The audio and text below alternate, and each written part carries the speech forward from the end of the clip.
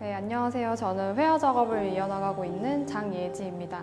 저는 현재 도시 속에서 마주하는 공간이나 장소에 대한 경험이나 관심을 바탕으로 회화 작업을 이어나가고 있습니다.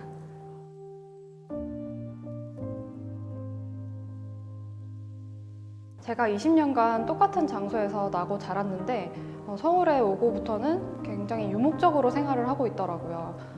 그래서 뭔가 작업 공간이나 어떤 주거 공간을 계속 이리저리 떠돌 수밖에 없었던 일들, 이주할 수밖에 없었던 일들, 계약 기간을 다 채우지 않고서도 다른 곳으로 공간을 옮겼어야만 했던 이런 일들, 그런 일들 때문에 자기가 자기 뿌리를 찾고 있고 어떤 터전을 발디디고 있다는 게 얼마나 중요한지에 대해서 계속 생각을 했었던 것 같고, 그래서 장소나 공간에 대한 주제를 계속해서 집착하면서 이어나가고 있는 것 같아요.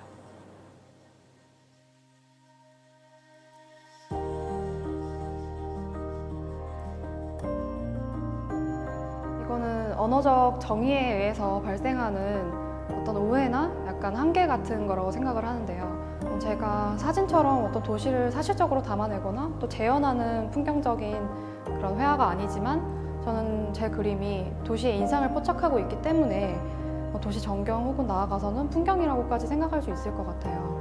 단순하게 어떤 구체적 장면이 보이지 않았다고 해서 건물에서 똑 떼어낸 창이라고, 단면이라고 저는 생각하지는 않거든요. 어떤 수많은 그런 인상들을 제한적인 화면 안에서 캔버스 한 점 한 점으로 발전시켜 나갔어야 했기 때문에 텍스트 상에서는 제가 단면이라고 표현을 하고 있어요.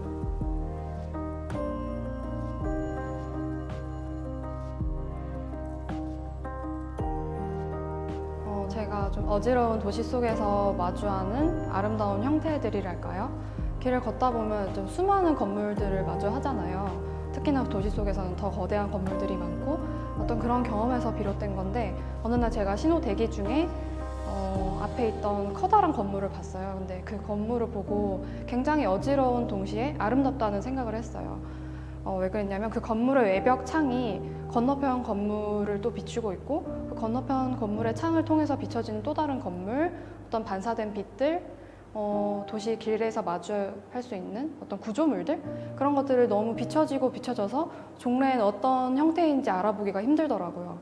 그래서 그런 걸 보면서도 어떤 도시계획 하에 수많은 건물들이 자로재듯이 서로의 앞뒤를 지키고 있지만 어떤 것 하나 개성 있다고 느껴지진 않고 단면만이 아름답게 느껴지는 게 제가 이 도시를 살아가는 기분과 굉장히 비슷하다는 생각을 했어요.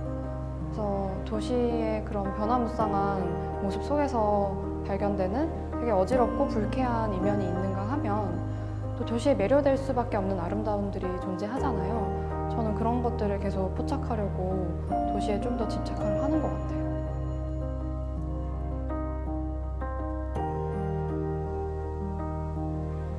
그거는 제가 세상을 바라보는 시각적인 방법론과 맞닿아 있는 것 같아요.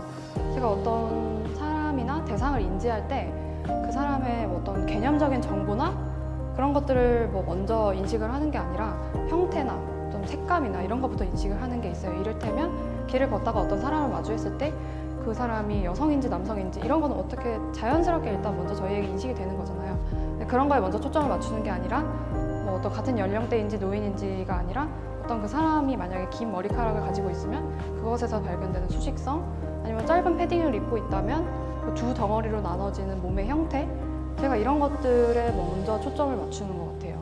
이제 그게 제가 도시를 바라보는 관점에도 똑같이 적용이 되는 거죠. 그래서 어떤 건물을 맞닥뜨렸을 때 그 건물이 은행인지 신문사인지 제가 먼저 주목을 하는 게 아니라 그 건물이 차지하고 있는 면적 혹은 보여지는 창들 아니면 배관들, 이런 것들이 먼저 눈에 들어오고 인식이 되고, 그런 방법들이 똑같이 그림에서 회화에서 나타나고 있는 것 같아요.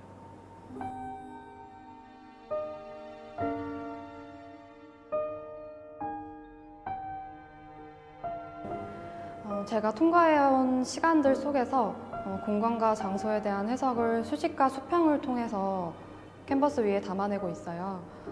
제가 해왔던 그런 작품들 속에서는 일정한 질서처럼 보여지는 게 있는데, 어떤 수식과 수평이 교차하고 어떤 그런 것들을 이어나가는 곡선부터 그라데이션으로 표현되는 배경의 빛처리들까지 그런 통일성으로 말미암아 작품 작품들이 서로를 비추는 거울처럼 보일 때도 있거든요, 제 눈에는.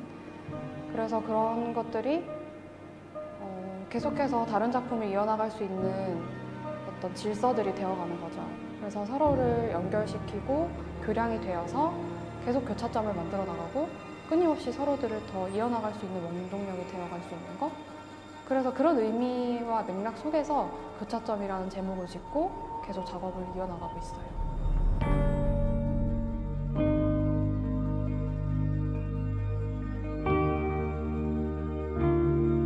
윈도우 스펙트럼이라는 드로잉은 먼저 기록을 위함이었어요. 제가 마주하는 공간이나 혹은 오랜 시간을 보냈던 공간들이 자꾸 없어지고 허물어지는 것들을 보면서 굉장히 허탈감이나 허무함을 많이 느꼈었고, 이런 것들을 기록하고 붙잡아두기 위해서 그런 드로잉들을 시작을 했어요.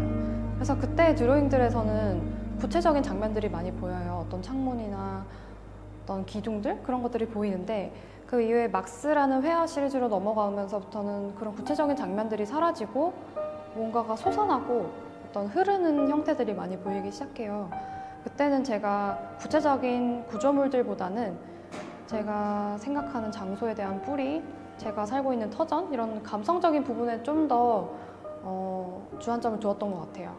그래서 그때는 그림의 구체적인 형태들이 많이 보이지는 않았는데, 그 이후에는 또다시 제가 좋아하던 수평과 수직의 구조들, 이런 형태들로 많이 다시 돌아와서 그런 것들을 이어나가고 있는데, 그렇게 해서 교차점이랑 경계에 서서라는 제목으로 계속 시리즈를 이어나가고 있어요.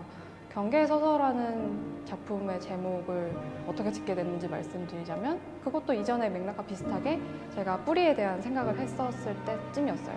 저는 항상 제가 경계에 서 있다는 생각을 하거든요.